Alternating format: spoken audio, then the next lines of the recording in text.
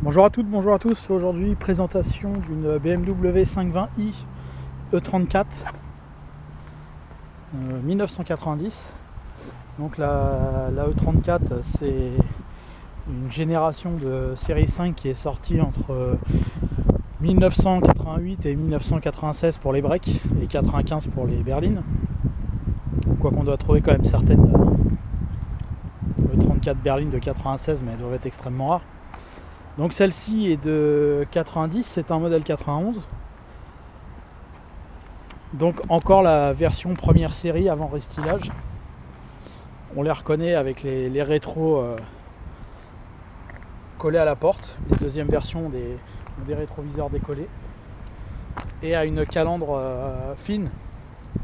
Les deuxièmes générations auront une calandre large identique au V8 phase 1. Donc ça c'est pour on va dire les différences extérieures les plus notables. Après il y a quelques autres détails qui peuvent varier. Donc celle-ci c'est une 520i avec la première génération de moteur à 24 soupapes. Puisque les 520i on les trouvait au départ en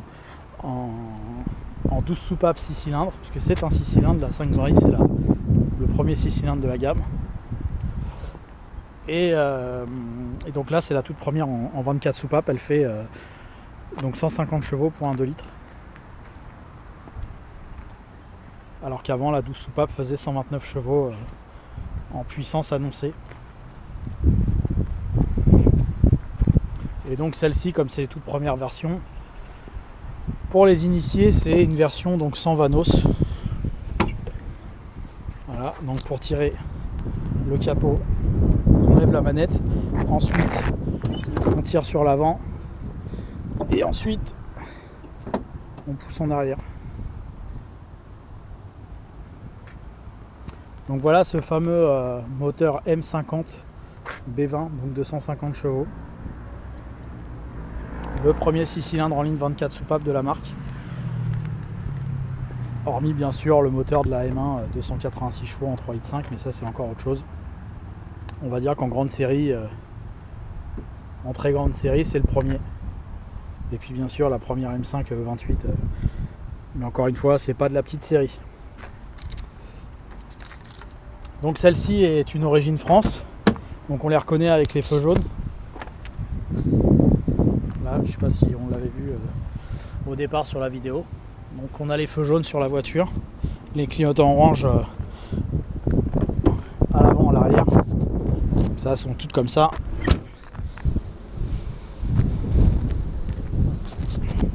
Elle a l'intérieur tissu, sans accoudoir. Elle est sans climatisation. Elle est en boîte 5 vitesses et elle a le toit ouvrant manuel à manette. La manette ici. Il n'y a pas d'airbag. Donc elle est quasiment sans option. Il y a la peinture métal, il y a les anti-brouillards, le toit ouvrant qui sont optionnels. Je crois que c'est tout.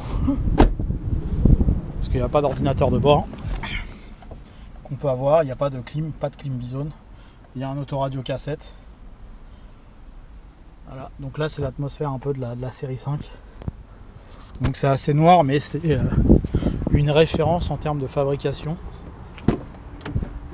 Donc à l'intérieur, pour les places arrière, on a 4 vraies places, une 5e un peu plus serrée, mais en tout cas on a 4 vraies places.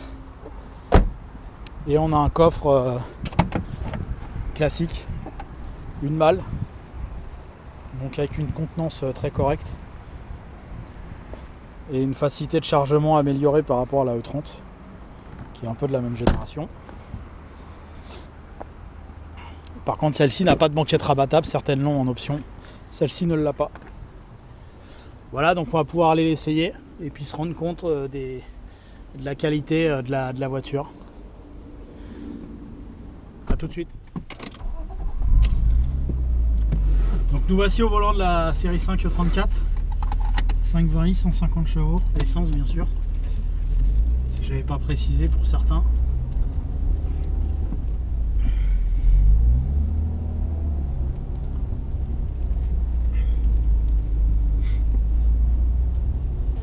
Donc donc avec une planche de bord très spécifique au BMW, du moins au BMW de ces années-là jusqu'à la E46.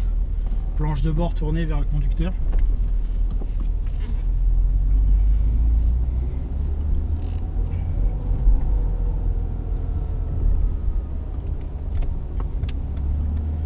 Les sièges sont très confortables, un maintien tout à fait correct. C'est la première chose qu'on peut constater quand on est à bord. Mais ils sont beaucoup plus mous que les sièges qu'ils vont faire maintenant, qui vont être tout de suite plus fermes. Là on a vraiment de l'épaisseur d'assise, on s'enfonce un petit peu dans le siège, c'est très agréable. Et on a un siège qui est galbé, donc c'est et on n'est pas sur une version à intérieur cuir qui est encore peut-être même un peu plus épaisse au niveau de l'assise.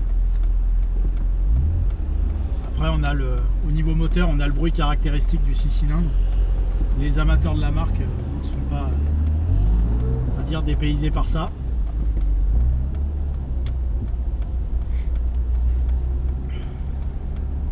Et avec l'élasticité d'un 6 cylindres, donc qui est une référence. Après on va pouvoir voir la capacité d'accélération de la voiture, si elle est digne de la marque ou pas. Je rappelle, c'est le premier moteur 6 cylindres de la gamme. En dessous on pouvait avoir la 518i qui était un 4 cylindres, et là c'était vraiment un tout petit niveau de puissance. Je crois qu'elle faisait 115 chevaux et c'est plutôt mal vendu. Donc on démarrait surtout sur cette 520i. Donc on va démarrer en deuxième à 50.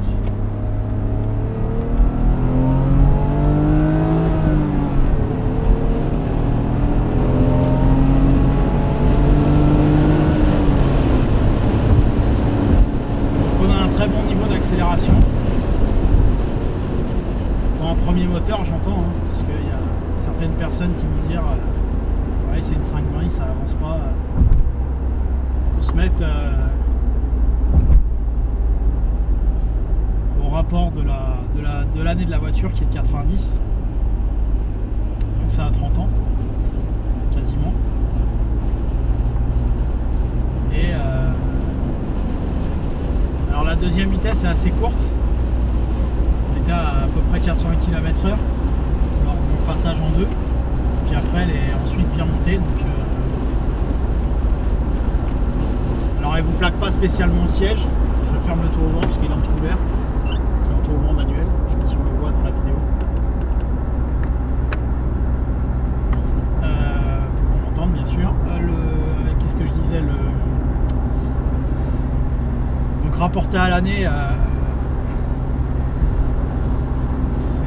c'était une voiture qui était très rapide, très puissante. Ah oui, c'est ça. Donc la deuxième est assez courte, 80 km/h, et ensuite on met la troisième, on enchaîne assez bien la montée en vitesse. Alors celle-ci, il manque l'accoudoir qui était optionnel à l'époque. Je trouve qu'il manque un peu l'accoudoir là, en chipotant. Le silence de fonctionnement est encore tout à fait correct. Juste il n'y a aucun bruit de vent dans la voiture, il n'y a pas de grincement, il n'y a rien du tout. Un léger feulement de moteur qui est pas désagréable.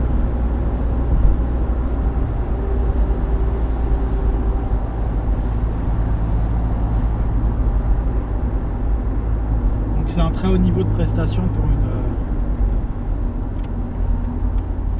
voiture qui est sortie en 88.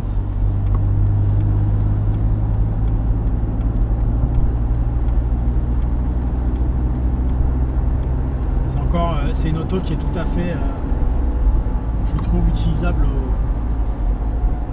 au quotidien. Pour peu qu'on ait la chance d'en trouver une belle.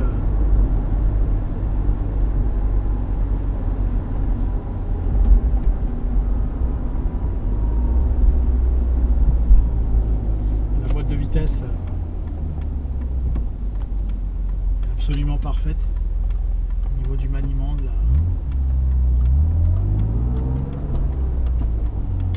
de l'accroche également.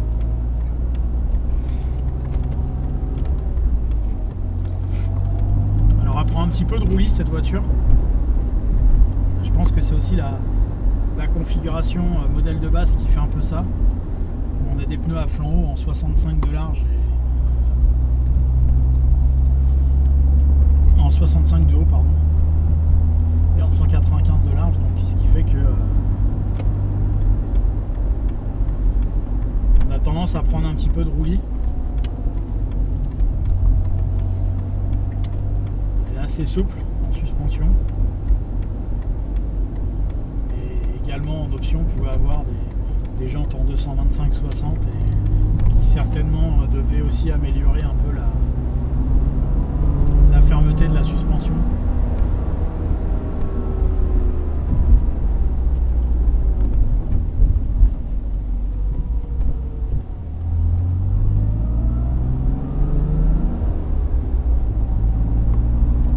Encore une fois, c'est d'un très haut niveau par rapport à l'année de la voiture.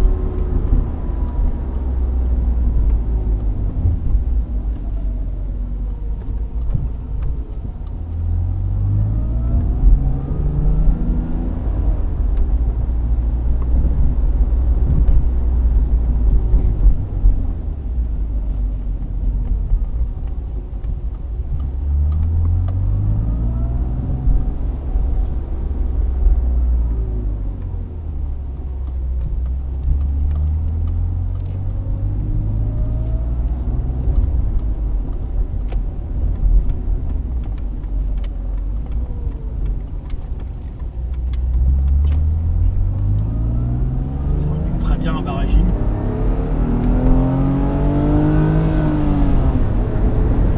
Effectivement,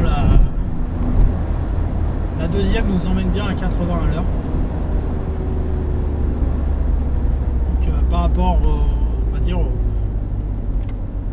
standard d'une deuxième à 100, c'est une deuxième vitesse qui est assez courte, donc on a une compensation par rapport à la relative faiblesse du moteur pour avoir des accélérations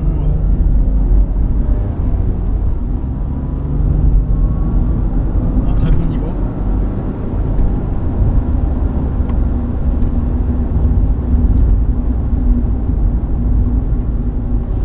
On a des piétons qui sont pas engagés.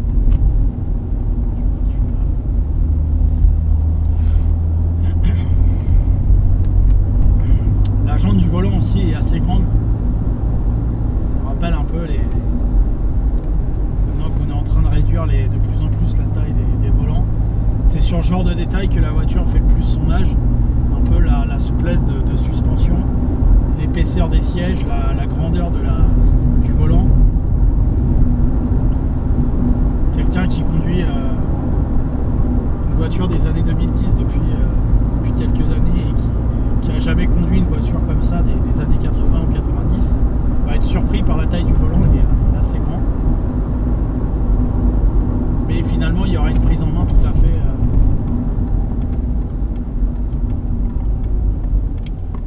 fait d'actualité si on accepte le fait que hormis l'ABS, il n'y a aucun équipement de sécurité qu'on trouve sur les voitures d'aujourd'hui,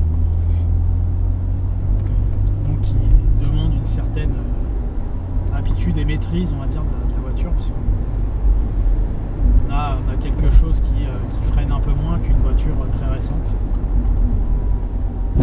Mais encore une fois, en utilisation normale, il n'y a aucune difficulté à la prendre en main, cette voiture. C'est absolument facile à conduire. Puis on va parler de la qualité de fabrication. C'est une référence, voilà, il n'y a pas d'autre mot.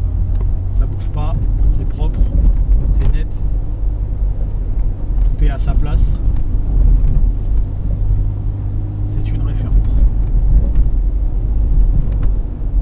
Voilà, merci d'avoir suivi avec moi cet essai de 520i E34 de BMW.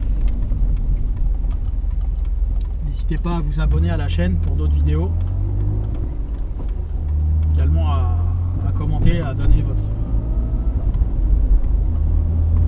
formations ou autres. Donc n'hésitez pas à vous abonner pour accéder aux autres contenus de la chaîne et aux nouveaux contenus qu'il y aura également. Le Garage PTS sur YouTube, sur Facebook. Merci à vous, à bientôt.